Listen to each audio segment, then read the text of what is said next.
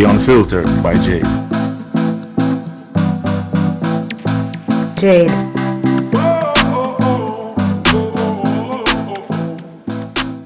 Welcome to The Unfiltered by Jade, where we get out of the box and dive into topics that are sidelined.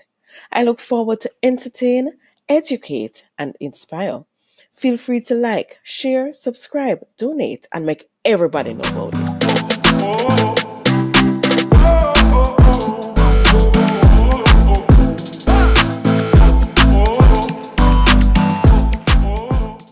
Beats by RB Records.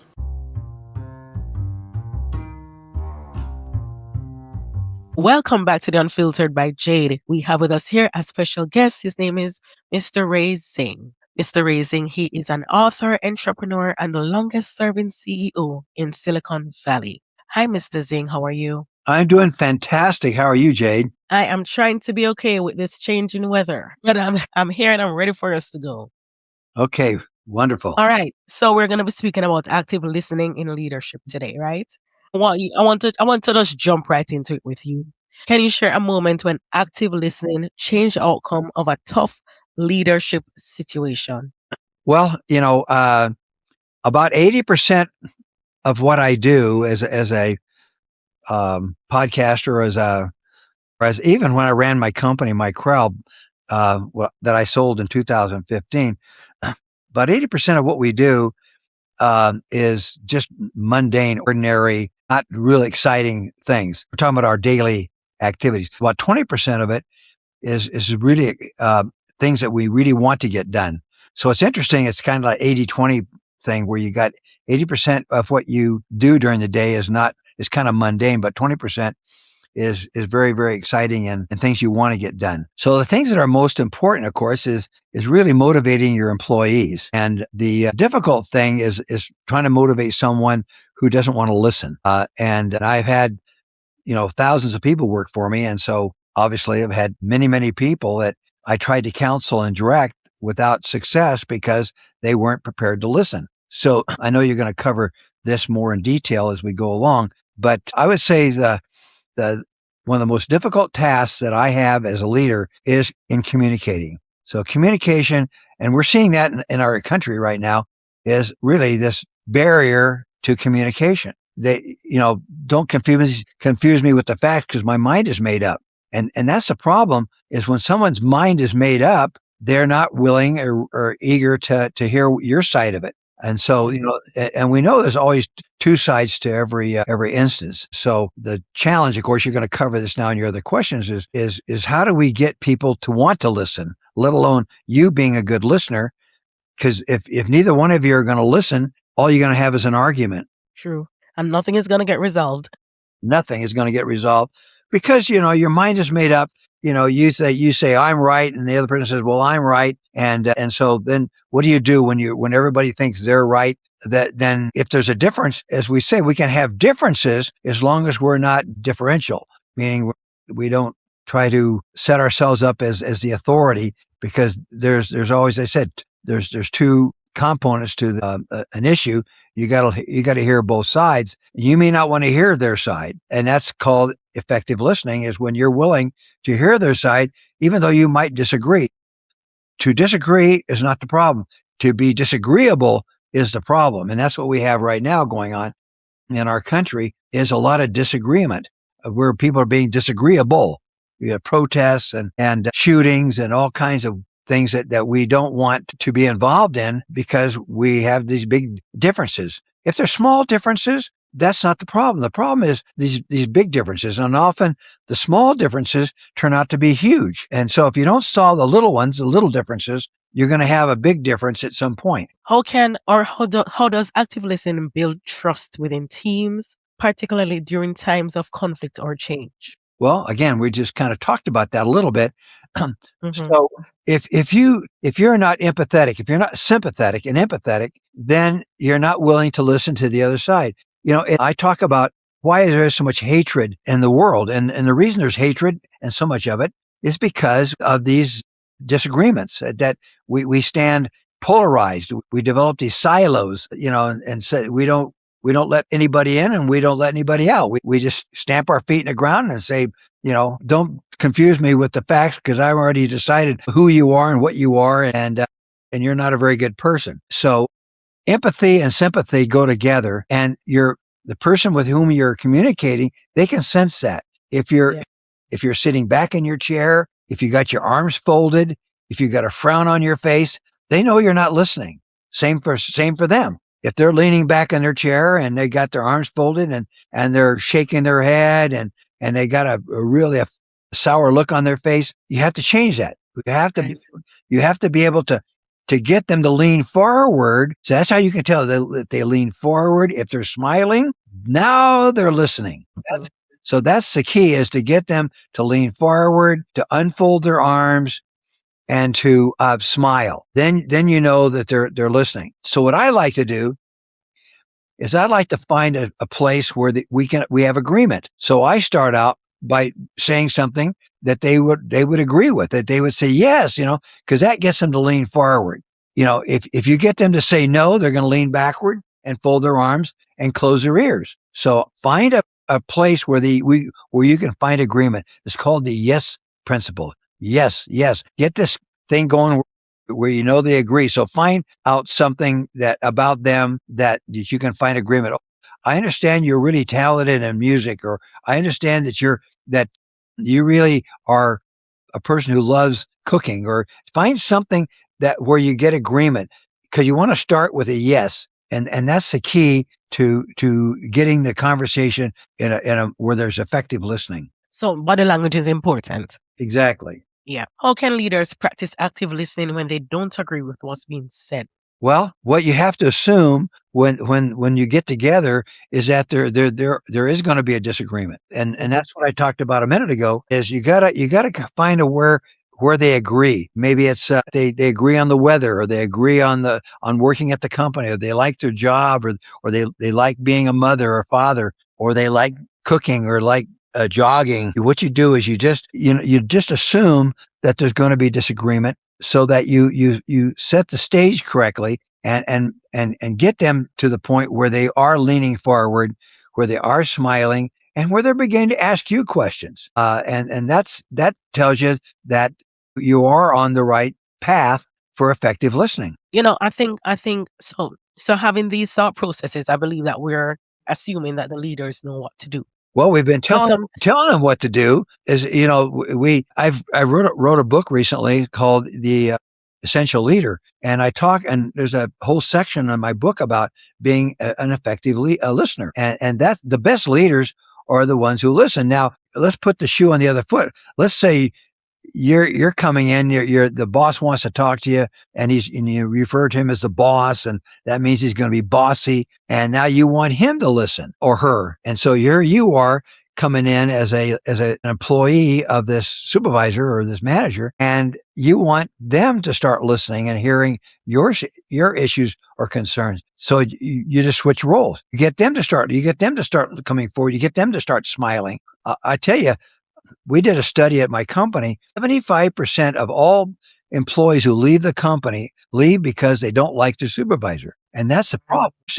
Listen to that, Jade. 75% of all them, that's a big number, leave the company because they didn't like the supervisor. So at my company, Micrel Semiconductor, we had the lowest turnover in the entire industry. We were less than half of the turnover of our competitors. And the reason is because we taught our supervisors to listen. That was a big project at the company, was getting them to be good listeners. So every Friday at 1:00 or 1:30, we got together as a team, as a leadership team, and we talked about issues at the company. We had every department give a report on how their department was doing, and it does revolve around people and issues they're having. Either they're lacking headcount, they don't have enough people, or they have a lot of turnover. And we talk about that, and we emphasize the need to get our employees to want to stay at the company. Jade, let me tell you something. Half of the people that left our company came back. Why? Because when they went to the current company that they went to, they found out they weren't good listeners either. And they liked the environment at our company because we cared. We didn't answer the phone and said hello. We answered the phone and said, how can I help you? That's right. So when you say, how can I help you? People like that. People like to be helped. Yes, they do. I agree. It feels more welcoming. It feels like you're paying attention to whatever it is I'm coming to you with. Exactly. They love to hear, you're going to help me, and then now they're smiling and now they're leaning forward. And so if you're an employee and you have a supervisor that you don't like, ask for a meeting, ask for a sit down discussion and just reverse roles. Now you're going to get your supervisor to be a good listener, and you may have to teach him how to listen. And you do it by listening to this podcast. How can I be an employee getting my supervisor to listen to me? That you just reverse roles. Now you're trying to teach them to be a good listener. How does active listening impact decision making and organizational culture over time? Well, we had a culture at the company. Yes. Every company needs to have a good culture. So let me tell you the culture at Micrel. The culture was honesty, number one, integrity, number two. Integrity means you're willing to do what's right when no one's watching. That's integrity. Yes. And then the third is respect for every individual. At our company, we didn't allow any vulgarity, any swearing, any condescending language. You couldn't raise your voice at somebody. And so you have to respect everyone, no matter what their level and position was at the company. That's number three. Number four is you do whatever it takes, no excuses, meaning you are willing to solve the problem at your expense and not at the company's expense. And that's what we mean by doing whatever it takes. You got to work Saturday and Sunday because you made a mistake, fix it. You see, a mistake is not a real mistake unless you don't fix it. So that's the four cultures: honesty, integrity, respect for everyone. Don't use foul language. Don't use loud language. Don't use swearing. And then the last is just solve the problem.